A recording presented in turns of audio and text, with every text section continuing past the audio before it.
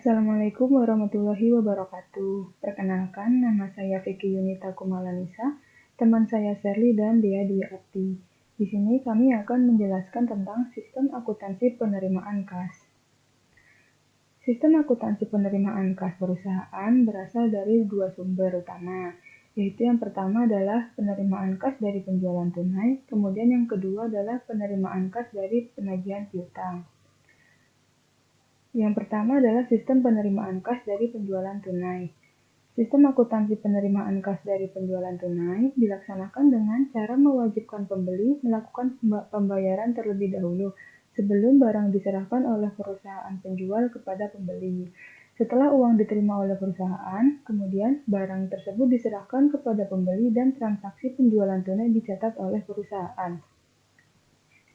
Berdasarkan sistem pengendalian internal yang baik, sistem penjualan tunai mengharuskan yang pertama, penerimaan kas dalam bentuk tunai harus segera disetorkan ke bank, seluruhnya dengan cara melibatkan pihak lain selain kasir untuk melakukan internal check.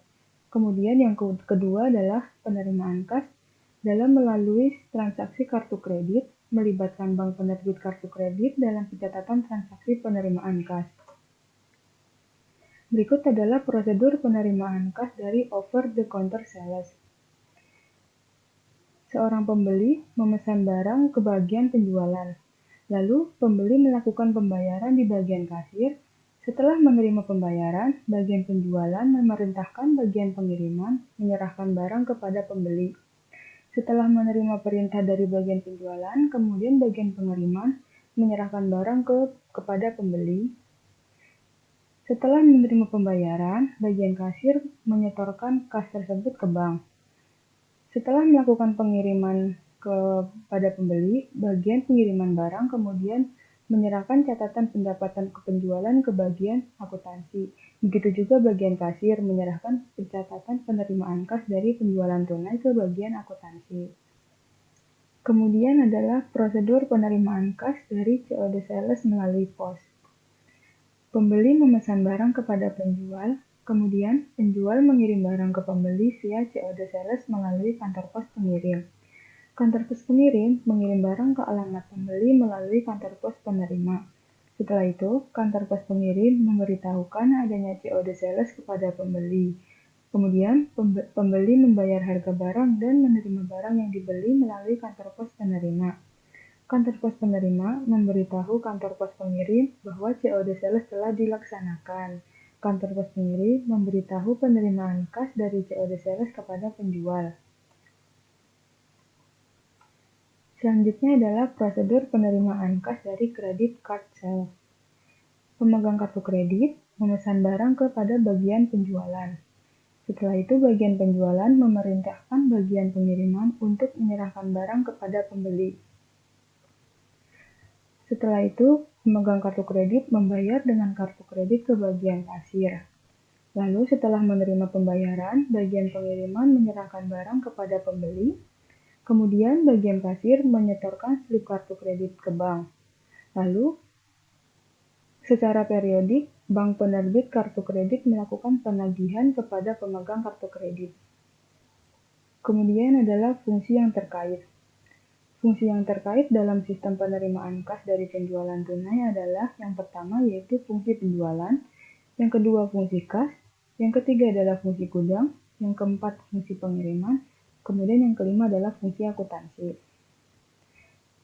Informasi yang diperlukan manajemen yaitu yang pertama adalah jumlah pendapatan penjualan menurut jenis produk atau kelompok produk selama jangka waktu tertentu.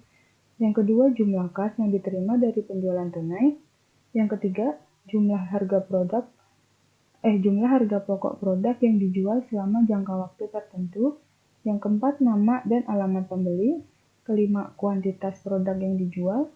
Keenam, nama wiraniaga yang melakukan penjualan. Yang ketujuh adalah otorisasi pejabat yang berwenang. Kemudian adalah dokumen yang digunakan. Ya, yang pertama, faktur penjualan tunai, kita register kas, credit card sales slip, bill of lading, faktur penjualan COD, bukti setor bank, dan yang terakhir adalah rekapitulasi harga pokok penjualan. Selanjutnya akan dilanjutkan oleh teman saya, Sherly. Assalamualaikum warahmatullahi wabarakatuh. Saya Sherly dari kelompok 3. Di sini saya sebagai presenter kedua ingin melanjutkan presentasi dari materi sistem penerimaan kas dari penjualan tunai yang sudah sebagian disampaikan materinya oleh presenter pertama. Selanjutnya ada catatan akuntansi yang digunakan. Nah, dalam catatan akuntansi yang digunakan ini ada jurnal penjualan. Jurnal penjualan ini digunakan oleh fungsi akuntansi untuk mencatat dan meringkas data penjualan. Yang kedua, jurnal penerimaan kas yang digunakan oleh fungsi akuntansi untuk mencatat penerimaan kas dari berbagai sumber yang diantaranya dari penjualan tunai. Yang ketiga, ada jurnal umum. Nah, dalam transaksi penerimaan kas dari penjualan tunai, jurnal ini digunakan oleh fungsi akuntansi untuk mencatat harga pokok produk yang dijual. Yang keempat, kartu persediaan. Kartu persediaan digunakan oleh fungsi akuntansi untuk mencatat berkurangnya harga pokok produk yang dijual. Kartu persediaan ini diselenggarakan di fungsi akuntansi untuk mengawasi mutasi dan persediaan barang yang disimpan di gudang. Yang kelima, kartu gudang. Catatan ini tidak termasuk sebagai catatan akuntansi karena hanya berisi data kuantitas persediaan yang disimpan di gudang. Catatan ini diselenggarakan oleh fungsi gudang untuk mencatat mutasi dan persediaan barang yang disimpan dalam gudang. Selanjutnya ada jaringan prosedur yang membentuk sistem. Jaringan prosedur yang membentuk sistem ini ada 7. Nah, pertama, prosedur order penjualan. Dalam prosedur order ini, fungsi penjualan yang pertama akan menerima orderan dari pembeli dan membuat faktur penjualan tunai untuk memungkinkan pembeli melakukan pembayaran harga barang ke fungsi kas dan untuk memungkinkan fungsi gudang dan fungsi pengiriman menyiapkan barang yang akan diserahkan kepada si pembeli. Yang kedua, prosedur penerimaan kas. Dalam prosedur ini, fungsi kas menerima pembayaran harga barang dari pembeli dan memberikan tanda pembayaran berupa pita register kas dan cap lunas pada faktur penjualan tunai kepada pembeli untuk memungkinkan pembeli tersebut melakukan pengambilan barang yang dibelinya dari fungsi pengiriman. Yang ketiga, ada prosedur penyerahan barang. Dalam prosedur ini, fungsi pengiriman menyerahkan barang kepada pembeli.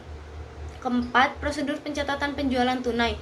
Prosedur ini, fungsi akuntansi melakukan pencatatan transaksi penjualan tunai dalam jurnal penjualan dan jurnal penerimaan kas. Fungsi akuntansi juga mencatat berkurangnya persediaan barang yang dijual dalam kartu persediaan. Yang kelima, prosedur penyetoran kas ke bank. Sistem pengendalian internal terhadap kas merupakan penyetoran dengan segera ke bank semua kas yang diterima pada suatu hari. Dalam prosedur ini, fungsi kas menyetorkan kas yang diterima dan penjualan tunai ke bank dari penjualan tunai ke bank dalam jumlah penuh. Yang keenam, prosedur pencatatan penerimaan kas. Dalam prosedur ini, fungsi akuntansi mencatat penerimaan kas ke dalam jurnal penerimaan kas berdasarkan bukti setor bank yang diterima dari bank melalui fungsi kas. Yang terakhir itu ada prosedur pencatatan beban pokok penjualan. Dalam prosedur ini, fungsi akuntansi membuat rekapitulasi beban pokok penjualan berdasarkan data yang dicatat dalam kartu persediaan. Berdasarkan rekapitulasi beban pokok penjualan ini, fungsi akuntansi membuat bukti memorial sebagai dokumen sumber untuk pencatatan beban pokok penjualan ke dalam jurnal umum. Lalu ada organisasi. Maksudnya ada unsur pengendalian internal yang dimana itu ada organisasi. Di dalam organisasi ini ada 3. Ya, pertama, fungsi penjualan harus terpisah dari fungsi kas. Kedua, fungsi kas harus terpisah dari fungsi akuntansi. Ketiga, transaksi penjualan tunai harus dilaksanakan oleh fungsi penjualan, fungsi kas, fungsi pengiriman, dan fungsi akuntansi. Selanjutnya ada sistem otorisasi dan prosedur pencatatan. 1. Penerimaan order dari pembeli diotorisasi oleh fungsi penjualan dengan menggunakan formulir faktur penjualan tunai. 2. Penerimaan kas diotorisasi oleh fungsi kas dengan cara membubuhkan cap lunas pada faktur penjualan tunai dan penempelan pita register kas pada faktur tersebut. 3. Penjualan dengan kartu kredit bank didahului dengan permintaan otorisasi dari bank penerbit kartu kredit. Yang keempat, penyerahan barang diotorisasi oleh fungsi pengiriman dengan cara membubuhkan cap sudah diserahkan pada faktur penjualan tunai. Yang terakhir, pencatatan ke dalam buku jurnal diotorisasi oleh fungsi akuntansi dengan cara memberikan tanda pada faktur penjualan tunai. Selanjutnya ada praktik yang sehat, yang dimana pertama itu ada faktur penjualan tunai bernomor urut tercetak dan pemakaiannya dipertanggungjawabkan oleh fungsi penjualan. 2. Jumlah kas yang diterima dari penjualan tunai disetor seluruhnya ke bank pada hari yang sama dengan transaksi penjualan tunai atau hari kerja berikutnya. Terakhir, penghitungan saldo kas yang ada di tangan fungsi kas secara periodik dan secara mendadak oleh fungsi pemeriksa intern. Lalu ada di sini terdapat flowchart of penyetoran kas ke bank. Sistem pengendalian internal terhadap kas merupakan penyetoran dengan segera ke bank semua kas yang diterima pada suatu hari. Dalam prosedur ini, fungsi kas menyetorkan kas yang diterima dan penjualan tunai ke bank dari penjualan tunai ke bank dalam jumlah penuh. Yang keenam, prosedur pencatatan penerimaan kas. Dalam prosedur ini, fungsi akuntansi mencatat penerimaan kas ke dalam jurnal penerimaan kas berdasarkan bukti setor bank yang diterima dari bank melalui fungsi kas. Yang terakhir itu ada prosedur pencatatan beban pokok penjualan. Dalam prosedur ini, fungsi akuntansi membuat rekapitulasi beban pokok penjualan berdasarkan data yang dicatat dalam kartu persediaan. Berdasarkan rekapitulasi beban pokok penjualan ini, fungsi akuntansi membuat bukti memorial sebagai dokumen sumber untuk pencatatan beban pokok penjualan ke dalam jurnal umum. Lalu ada organisasi. Maksudnya ada unsur pengendalian internal yang dimana itu ada organisasi. Di dalam organisasi ini ada 3. Ya, pertama, fungsi penjualan harus terpisah dari fungsi kas. Kedua, fungsi kas harus terpisah dari fungsi akuntansi. Ketiga, transaksi penjualan tunai harus dilaksanakan oleh fungsi penjualan, fungsi kas, fungsi pengiriman, dan fungsi akuntansi. Selanjutnya ada sistem otorisasi dan prosedur pencatatan. 1. Penerimaan order dari pembeli diotorisasi oleh fungsi penjualan dengan menggunakan formulir faktur penjualan tunai. 2. Penerimaan kas diotorisasi oleh fungsi kas dengan cara membubuhkan cap lunas pada faktur penjualan tunai dan penempelan pita register kas pada faktur tersebut. 3. Penjualan dengan kartu kredit bank didahului dengan permintaan otorisasi dari bank penerbit kartu kredit. Yang keempat, penyerahan barang diotorisasi oleh fungsi pengiriman dengan cara membubuhkan cap sudah diserahkan pada faktur penjualan tunai. Yang terakhir, pencatatan ke dalam buku jurnal diotorisasi oleh fungsi akuntansi dengan cara memberikan tanda pada faktur penjualan tunai. Selanjutnya ada praktik yang sehat, yang dimana pertama itu ada faktur penjualan tunai bernomor urut tercetak dan pemakaiannya dipertanggungjawabkan oleh fungsi penjualan. 2. Jumlah kas yang diterima dari penjualan tunai disetor seluruhnya ke bank pada hari yang sama dengan transaksi penjualan tunai atau hari kerja berikutnya. Terakhir, penghitungan saldo kas yang ada di tangan fungsi kas secara periodik dan secara mendadak oleh fungsi pemeriksa intern. Lalu ada di sini terdapat flowchart. Di sini ada flowchart over the counter sale, di mana yang pertama itu bagian order penjualan yang dimulai dengan menerima order dari pembeli, lalu mengisi faktur penjualan tunai dan dihasilkanlah faktur penjualan tunai, dokumen faktur penjualan tunai. Nah, dokumen faktur penjualan tunai ini akan diserahkan ke bagian kasa dan bagian kasa akan menerima uang dari si pembeli, lalu mengoperasikan register kas. Lalu ada faktur penjualan tunai dan pita register kas. Setelah itu, mengisi bukti store bank untuk menyetor kas ke bank. Setelah mengisi bukti store bank ini, diserahkanlah bukti store bank ini ke bank bersama dengan uangnya. Untuk yang bagian gudang, faktur penjualan tunai itu diterima oleh bagian gudang, lalu dibuatkan kartu gudang, lalu menyerahkanlah barang bersama dengan faktur penjualan tunai lembar kedua. Untuk bagian pengiriman akan membandingkan terlebih dahulu antara faktur penjualan tunai lembar pertama dan lembar kedua. Setelah dibandingkan, bagian pengiriman akan menyerahkan barang kepada pembeli dan dihasilkanlah dokumen beserta dengan dokumen pita register kas dan faktur penjualan tunai lembar pertama dan lembar kedua. Lalu untuk bagian jurnal, faktur penjualan tunai itu dan pita register kas akan dibuatkan ke jurnal penjualan. Bukti store bank akan dibuatkan ke jurnal penerimaan kas. Bukti memorial dan rekapitulasi harga pokok penjualan akan dibuatkan ke jurnal umum. Untuk bagian kartu persediaan, faktur penjualan tunai dan pita register kas itu akan dibuatkan terlebih dahulu kartu persediaan, lalu dibuatkan rekapitulasi harga pokok penjualan menggunakan metode periodik.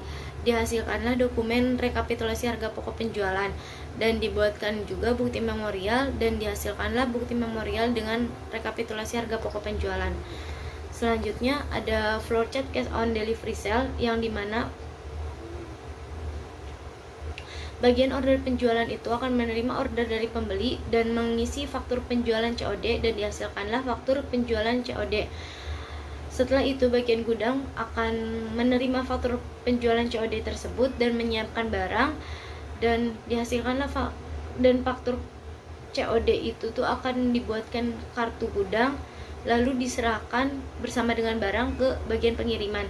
Bagian pengiriman ini akan membandingkan terlebih dahulu antara faktur penjualan COD lembar pertama dan lembar kedua, lalu dibuatkanlah bill of lading. Setelah itu akan menyerahkan barang kepada perusahaan angkutan umum beserta dengan faktur penjualan COD dan bill of billingnya. Selanjutnya bagian kasa itu akan menerima faktur penjualan COD dan cek. Dihasilkanlah dokumen cek dan faktur penjualan COD dan setelah itu akan mengisi bukti store bank untuk menyetor kas ke bank. Setelah diisi, bukti store bank itu akan diserahkan ke bank bersama dengan cek. Untuk bagian yang jurnal, faktur penjualan COD itu akan dibuatkan ke jurnal penjualan, sedangkan untuk faktur penjualan COD dan bukti store bank itu akan dibuatkan ke jurnal penerimaan kas pada saat diterimanya dari pelanggan. Nah, untuk flowchart credit card itu orderan yang pertama dimulai dengan menerima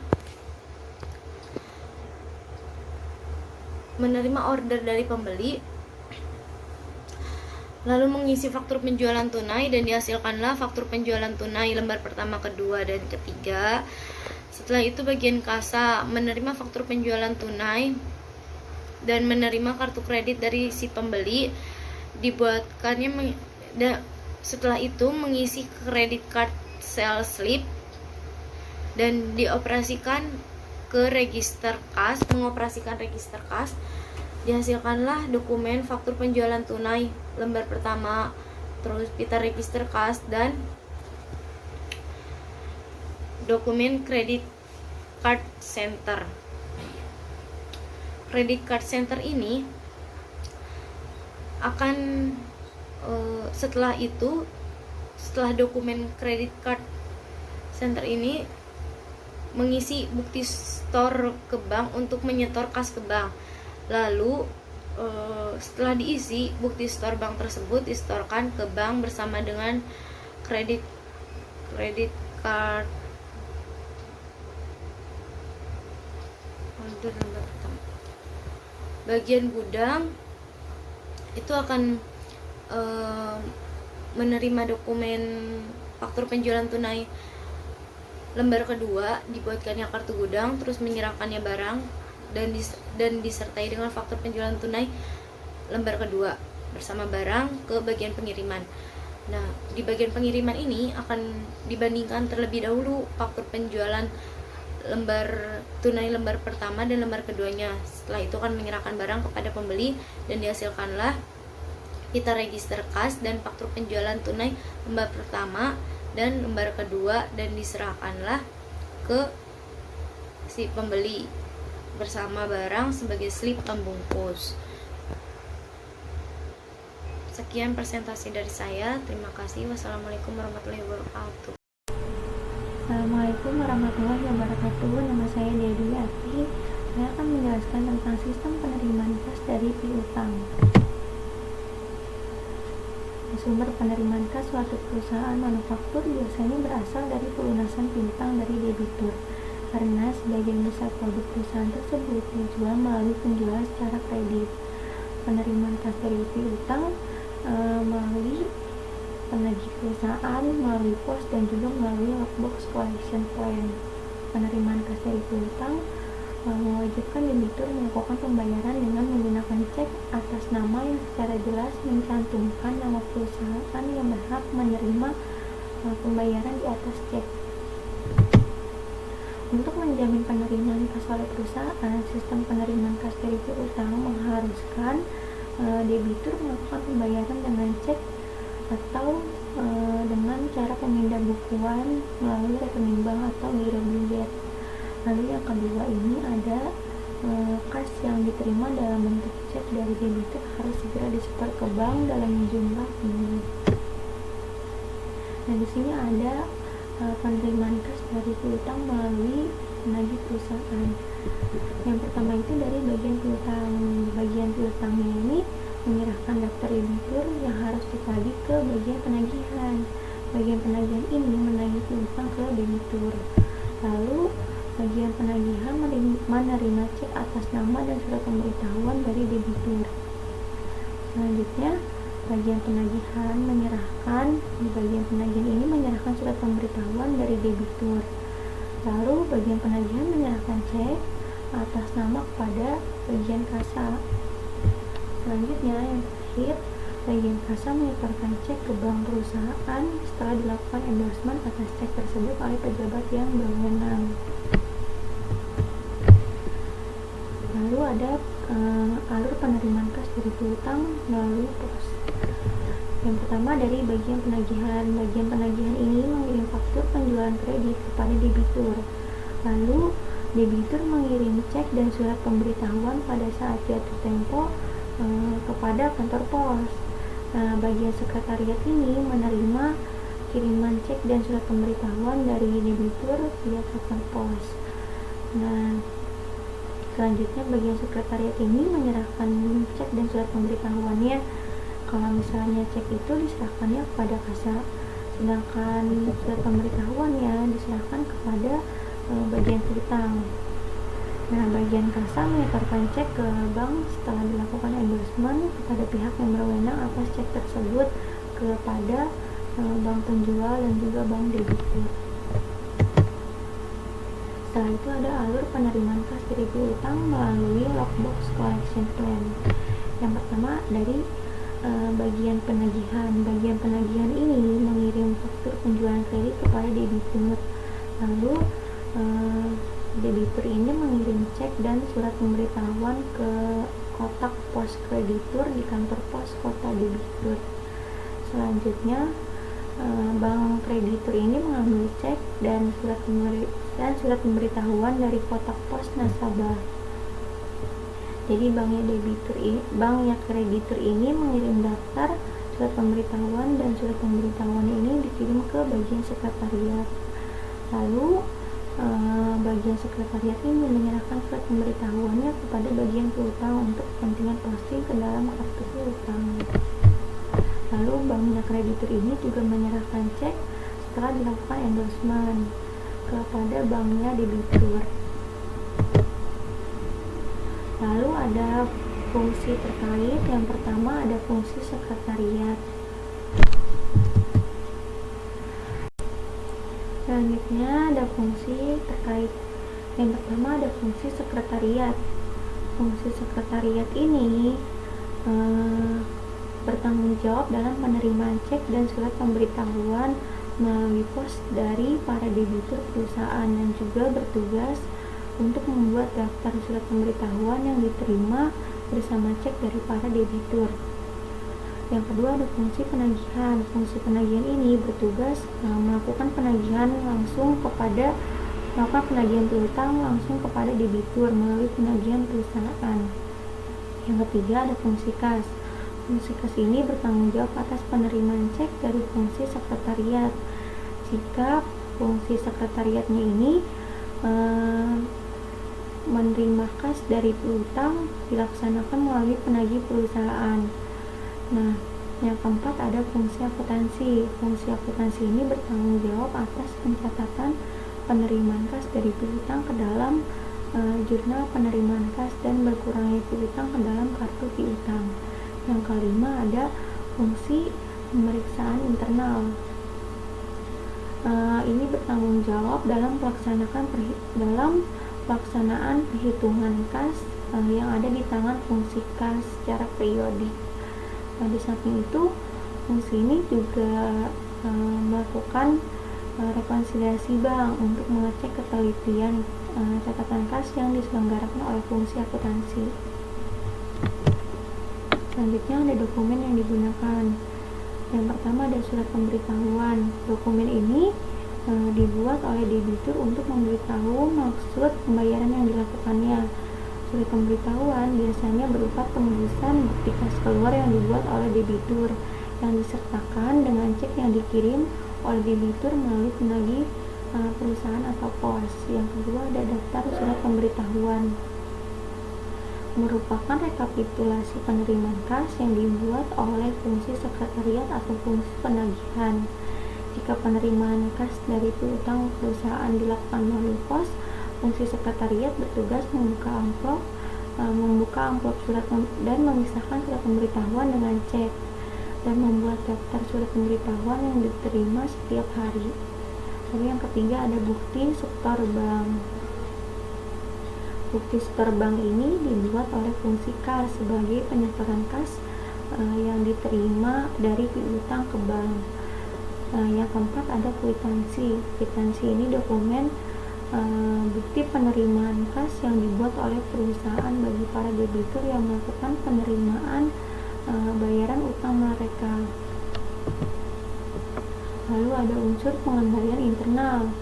Kalau dari dalam sistem penerimaan kas dari piutang, dari organisasinya itu fungsi akuntansi harus terpisah dari fungsi penagihan dan fungsi penerimaan kas. Yang kedua, fungsi penerimaan kas harus terpisah dari fungsi akuntansi. Lalu dari sistem otorisasi dan prosedur pencatatan, debitur diminta untuk melakukan pembayaran dalam bentuk cek atas nama atau dengan cara pemindahan bukuan atau biro biliet. Fungsi penagihan melakukan penagihan hanya atas dasar daftar piutang yang harus ditagih yang dibuat oleh fungsi akuntansi. Lalu pengkreditan akun pembantu piutang oleh fungsi akuntansi bagian piutang harus didasarkan atas surat pemberitahuan yang berasal dari debitur. Lalu ada praktik yang sehat. Praktik yang sehat ini hasil perhitungan kas harus direkam dalam berita cara perhitungan kas dan disetor penuh ke bank dengan segera. Lalu ada para penagih dan kasir harus diasuransikan. Lalu kas dalam perjalanan baik yang ada di tangan bagian kasa maupun di tangan bagian perusahaan harus diasuransikan.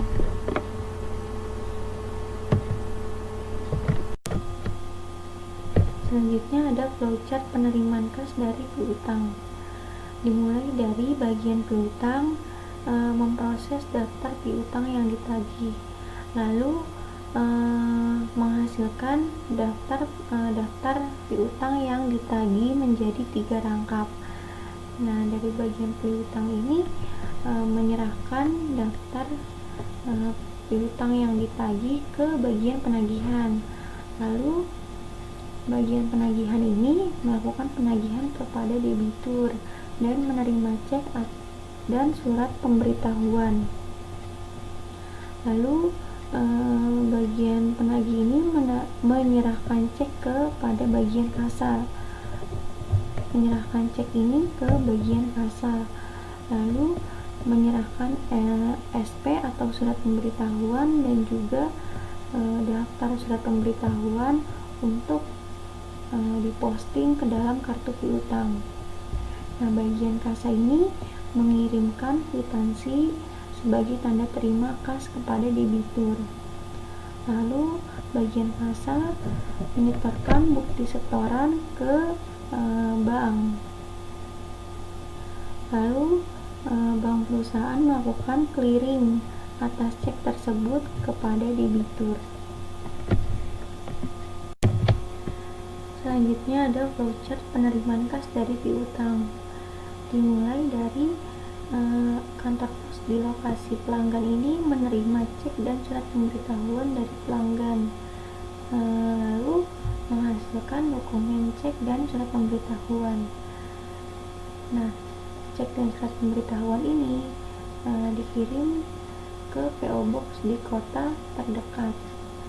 Lalu bank di lokasi pelanggan mengambil surat dari PO Box nasabah yang berisikan cek dan surat pemberitahuan.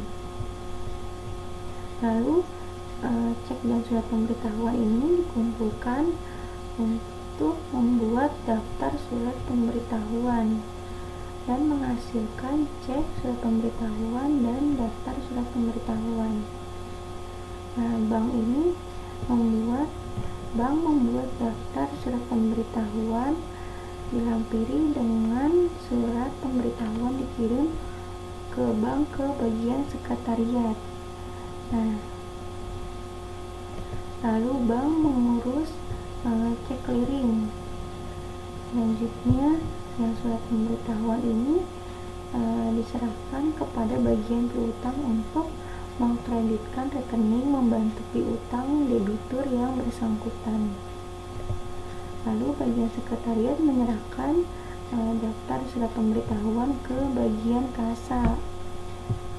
Selanjutnya, bagian kasa ini menyerahkan DSP atau daftar surat pemberitahuan ke bagian jurnal untuk dicatat ke dalam jurnal penerimaan kas. Sekian presentasi dari kami, kurang lebihnya mohon maaf. Wassalamualaikum warahmatullahi wabarakatuh.